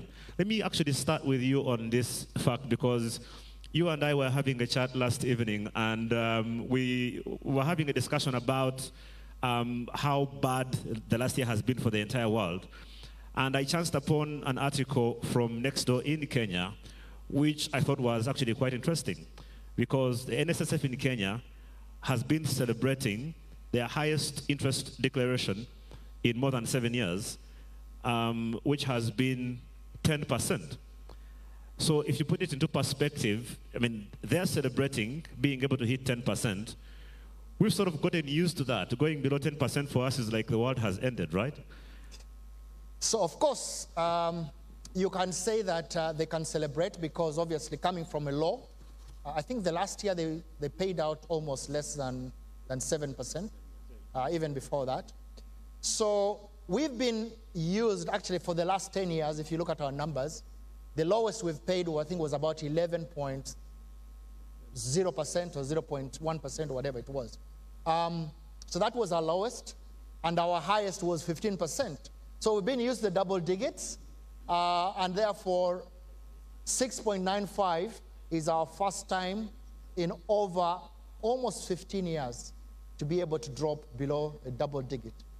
Of course, I have been able to explain that a lot of that was to do with the market, a lot of that was to do with the new benefit, but as I would like to always assure the public and our members that this is only temporarily.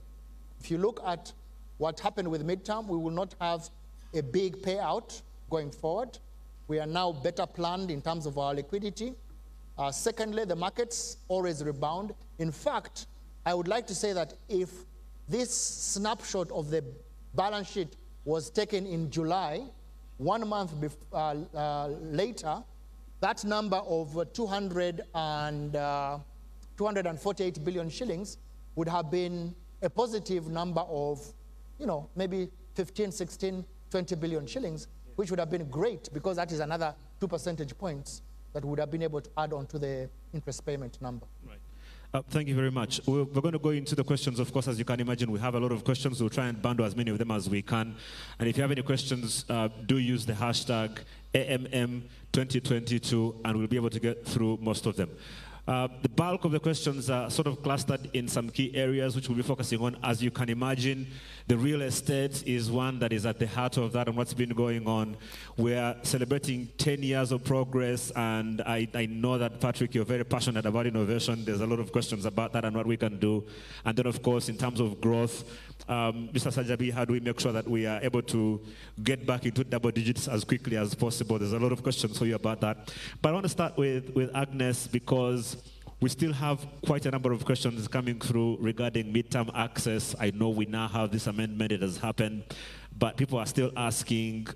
So I'll start by asking you, Dixon here is asking, for those who don't qualify for the 20% of the benefits of their savings, does their interest rate get impacted by those who withdrew their part of their savings, and why should we suffer on their behalf? But also, while you take care of that, you can also answer the other question about, are we going to amend the law again to allow members who have not made the 120 contributions to be able to have access midterm? Hello?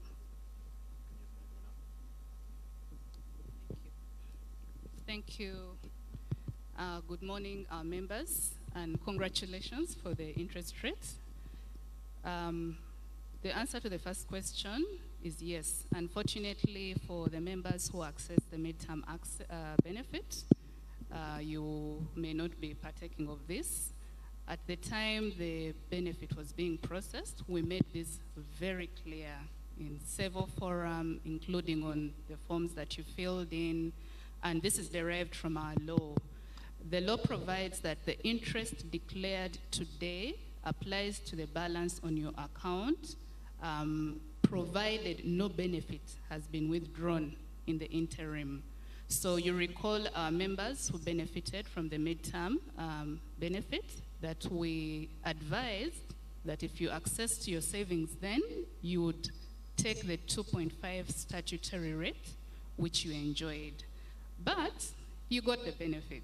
So we believe going forward, having gotten the benefit at the time, you access and continue to enjoy the interest going forward. So that is the position. And our members, we made this clear to you at the time you accessed the benefit. And the second question? About amendments for the 120 months. 120 days. Thank you. So this is a policy issue. As you know, for us at the fund, we are implementers of the law. It's a policy issue. I'm aware that the discussions are happening at the ministry, and if and when the ministry progresses the request to Parliament and Parliament passes the amendment, as the fund, as implementers, we are ready. We will implement. So we are waiting for policymakers and principals to take a call on that. Thank you. Thank you very much. Let me come to you, Mr. Sajavi, in terms of the real estate, if we can talk about that for a moment. As you can imagine, there have been a lot of questions about the projects that have been undertaken, and one of the key ones is about the cost of the housing that we have at the moment. Emmanuel and Rita are saying the cost at the moment seems to be beyond what an average saver might be able to afford, and so the two questions that I wanted you to deal with, one, is it possible that if I'm going to try and get a house from you at NSSF, since you already have my money, can you tag my annual interest payment and transfer it to yourself and you give me a house? And then Rita is saying almost the same thing. What plans are there, if there are any, to be able to allow me to use part of my savings in case I need to acquire property? How do we deal with that? Thank you, Ben. It is? Okay, thank you. So first of all, talking about the cost of the houses, I think Richard did indicate earlier that last week the media were taken to Temangalo, specifically to unveil a project that brings on board some level of affordable housing. Members are completely right when they say that Lubowa might be out of reach for many of them, and the numbers, show that. But we think that the Temangalo houses should be able to cater for that segment. So Temangalo should bring on board some level of affordable housing. The part of whether members can use either the interest that they earn or part of their savings to get houses, the good news is that the law, as amended, gives the fund an opportunity to come up with additional benefits. In the past, for us to be able to come up with anything, we needed to cause an amendment of the law. The good news is that this time round, within the new law, the fund, in consultation with the board and the minister, can come up with new things. So some of the things that we are trying to work on might include provisions where a member might be able to assign part of the savings that they've got at the fund to the project of being able to get, one of the houses. I know that a lot of those are not completely out into the public now, but as and when we are ready with the products that we're trying to come up with, members could potentially be able to benefit from their money through being able to acquire some of the houses that are being built by the fund. In the meantime, what we've been able to announce is our rent-to-own program.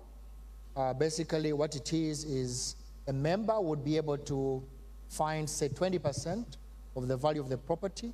So if you're looking at the price, suite price that we announced, one of our houses of 90 million shillings, if a member was able to find 18 million shillings, they pay that to us, and then they would be able to pay the difference between 90 and 18 for, say, a period of 10 years through rent, and then be able to own it after that period of 10 years or 15 years, whichever is applicable.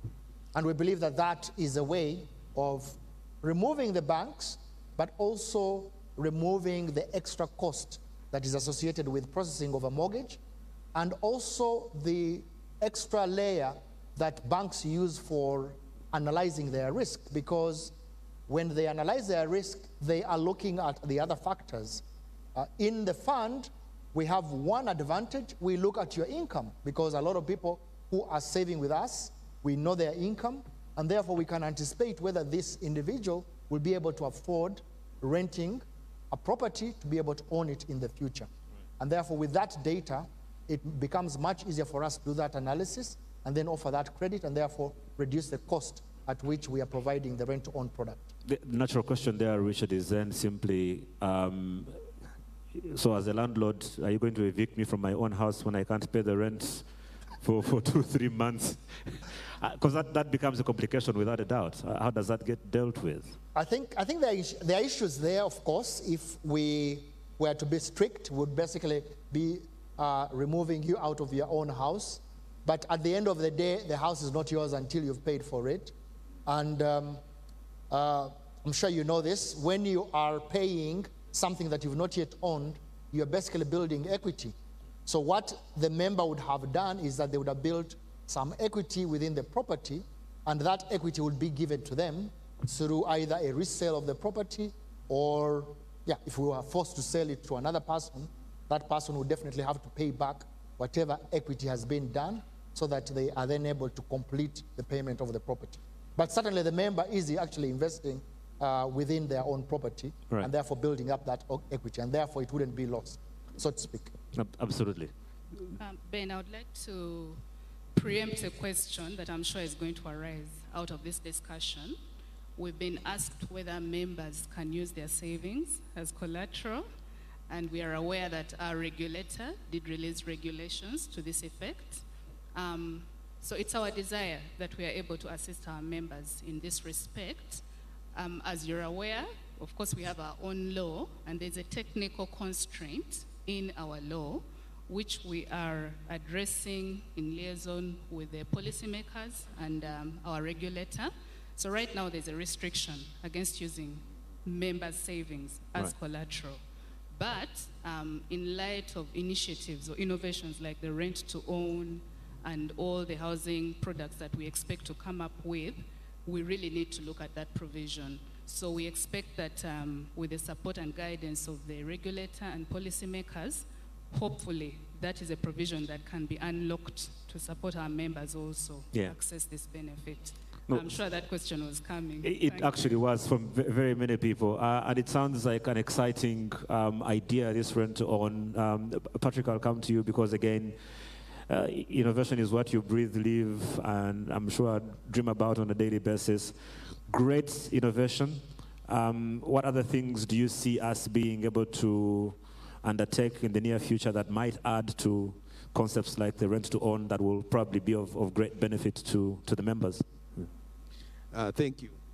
I think one thing that the fund and the chairman mentioned is that we're actually now becoming transformative. I mean, in terms of just innovations from a operational perspective, today NSSF is, I think, the few companies in Africa that's paperless. I mean, you actually come and you don't see a piece of paper on any desk. The level of efficiency that has brought, it means it doesn't matter. If Richard has to pay to sign off a payment at midnight, there's no excuse why he will not make that payment. So it has really made us very efficient. But now as we look to the future, the idea is to create our own future. I mean, Richard mentioned something that when you look at our contributions over the last years, it's flattening. It really tells you that if you project that another 15 years, you may not have the fund. So how then do we create that future? That's why a program like the High Innovator comes through. Can we fund startups? Because the greatest job growth comes from small businesses. If we can fund them now, and the target for us for the next 5 years is to fund 500. Let me just pose something to you. We fund 500. The failure rate for businesses in Uganda is around 90%. But 10 of those 500 businesses, which is 50 of them, become MTN, become KCB, become another NSSF. What just happened there is we created our own future. And we're doing this in partnership like with MasterCard Foundation. The chairman mentioned the idea of agriculture. If the amendments have been made that now farmers ought to be able to save, what we found out that if you intervene and farmers can make more money than they're making now, they actually will be willing to save the excess with you. So when we want to intervene in agriculture, it's so that we can have that farmer become our member. Because that intervention means the farmer will make more money than otherwise he is doing now. And I think when we look that way, then we become more relevant in the community. But we create our own future, as Richard said, selfishly. And I think it's a good selfish motivation for that purpose. Thank you. That's very well. Mr. Sajabi, in terms of the process, so we've got these wonderful projects that are going on, Solana and Temangalo and all of these things. If a member wanted to be able to book a house or acquire a property in any of these projects, what does that process look like? When do they start? Are there enough for everybody? Because I know for a fact that I think Mbuya is sold out already. I tried to book one the other day and I was told it wasn't available anymore. So what does that look like? What does that process look like at the moment? We are selling like hotcakes. Oh, obviously. So how does Mr. Sajabi create a bit more projects for us to be able to latch on to? Thank you, Ben. So in terms of the process, first of all, we're trying to create a website that is fully dedicated to the sale of houses. There are just a few things left, and we think that in a matter of just a few weeks, that should be completely out. So members of the public, members of the fund can be able to log in, be able to even have a demo, a video demo. They can have a look through all the houses without physically going to any of the houses. But from that demo, if you've got concrete interest, we've also got a sales team that is available that you can also contact through the website, and they can be able to take you to the estates. You can do a tour at no cost to you.